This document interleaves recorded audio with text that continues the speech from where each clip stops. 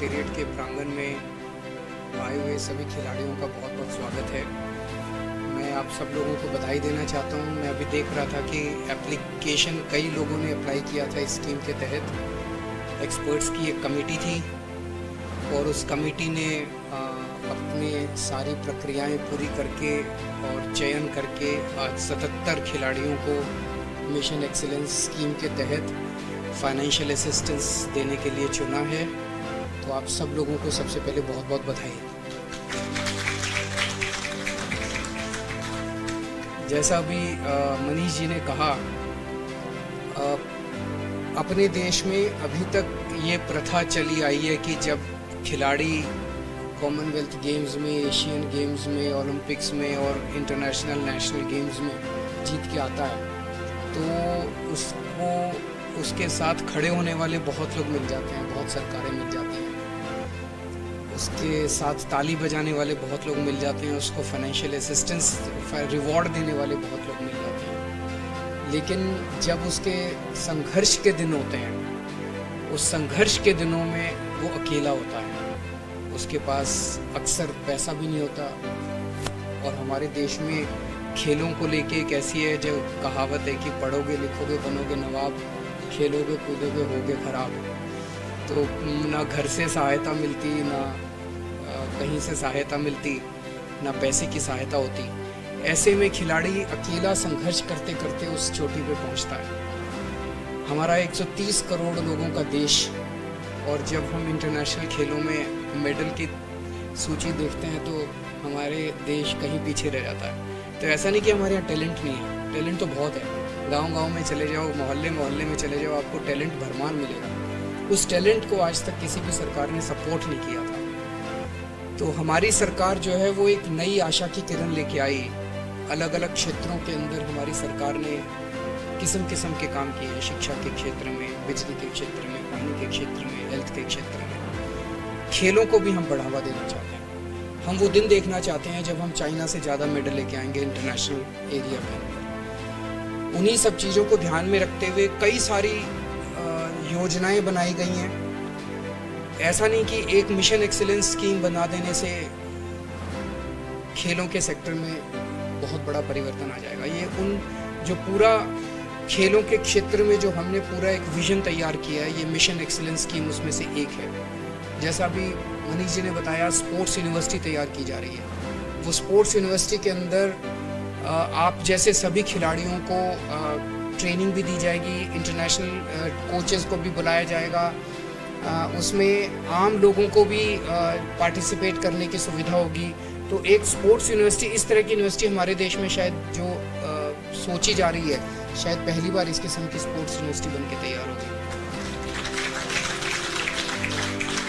खिलाड़ियों के लिए 3 तरह की स्कीम्स बनाई गई हैं। एक वो बच्चे जो स्कूल के लेवल पे अर्ली स्टेजेस में जो पोटेंशियल दिखाते हैं, जो बचपन के अंदर, जिन बच्चों के अंदर पोटेंशियल दिखाई देता है कि हाँ ये बच्चा बड़ा होके खिलाड़ी बन सकता है, उन बच्चों को बचपन के अंदर फाइनेंशियल असिस्टेंस दी जा रही है। उसके बाद दूसरी कैटेगरी मिड लेवल पे है और एक है जो अपर लेवल पे, जिसमें आप लोग मिशन एक्सीलेंस स्कीम है जिसमें आप लोग आते हैं। तो इस बार 77 खिलाड़ियों को ये सहायता दी जा रही है और मैं उम्मीद करता हूँ कि आप लोगों को इससे काफ़ी लाभ मिलेगा। आपको अपनी हुनर को और धार देने में इससे मदद मिलेगी। ये स्कीम जो हमने बनाई है ये दिल्ली के लिए नहीं बनाई। आप दिल्ली के रहने वाले हैं इसलिए फ़ायदा आप लोगों को हो रहा है। ये हमने देश के लिए बनाई है। आपके एक एक बच्चे से हम लोगों को ये उम्मीद है कि एक एक बच्चा नेशनल, इंटरनेशनल लेवल पे जाके देश का नाम ऊंचा करेगा। अगर कॉमनवेल्थ गेम्स में या एशियाड गेम्स में आपको मेडल मिलता है तो दिल्ली का तो नाम होगा, सबसे पहले हमारे देश का नाम होगा। और पूरे केवल दिल्ली के लोगों को नहीं, देश के लोगों को आपके ऊपर गर्व होगा। तो फिर से मैं आपको सब लोगों को बधाई देता हूँ। हम आप लोगों के लगातार संपर्क में रहेंगे। ये तो एक छोटी चीज़ है जो फाइनेंशियल असिस्टेंस दे रहे हैं। इसके अलावा भी अगर आपको कभी किसी चीज़ की ज़रूरत हो, आप बेहिचक मेरे पास आ सकते हैं, मनीष जी के पास जा सकते हैं, किसी भी तरह की ज़रूरत हो। पर हम उम्मीद करते हैं कि अब आप देश आपके लिए कर रहा है तो आप भी देश के लिए जी जान से मेहनत करेंगे। मेहनत करने में कोई कसर नहीं छोड़ेंगे और देश का नाम ऊँचा करेंगे। सबसे पहले तो मैं सर आपका बहुत बहुत धन्यवाद देना चाहूँगा और स्वागत भी करना चाहूँगा एक खिलाड़ी होने के नाते भी कि जो पॉलिसी मिशन एक्सीलेंसी दिल्ली बच्चों को जो सहायता दे रही है पूरे देश में कहीं नहीं। तो जितने भी खिलाड़ी हैं हम सबका दायित्व बनता है कि एक बार जोरदार तालियां बजाकर डिप्टी सीएम साहब का सीएम साहब का आप लोग धन्यवाद करें। मैं स्पोर्ट्स ब्रांच की तरफ से आप सबका भी स्वागत करता हूं और पुनः मैं एक ही चीज़ कहना चाहूँगा, जिस तरीके से दिल्ली सरकार आप लोगों को पैसे दे रही है तो देश के लिए, दिल्ली के लिए आप मेडल जीते। दिल्ली सरकार के मैं आप सबको बहुत बहुत बधाई देना चाहता हूँ आज के इस अवसर पर कि आप सब लोग बहुत अच्छा कर रहे हैं। तो हम सबकी उम्मीद बढ़ती है।